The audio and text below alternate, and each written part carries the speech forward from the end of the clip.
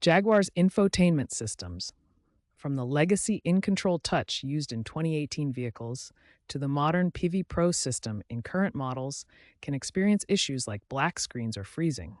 Resetting can often fix these problems. A soft reboot temporarily restarts the system without data loss. Simply hold the power button for 10 to 15 seconds until the screen goes black and restarts. This fixes minor glitches like unresponsiveness. A hard reset involves disconnecting the car battery for 5 to 10 minutes. Turn off the vehicle, open the hood, and disconnect the negative battery terminal.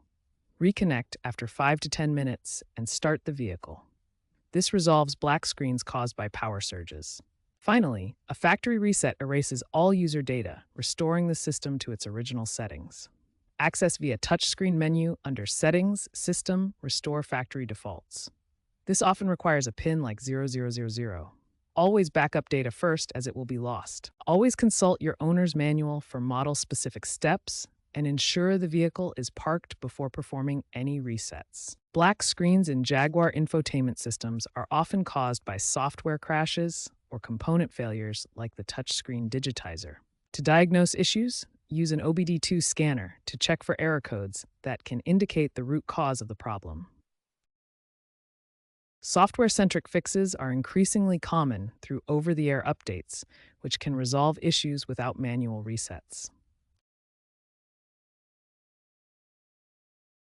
For persistent black screen problems, especially in older Jaguar models, hardware repairs may be necessary rather than just software fixes. Always ensure the vehicle is parked and the ignition is turned on during any reset process to prevent electrical problems. Always back up important data using the Jaguar app before performing a factory reset, as it will erase all user data and paired devices.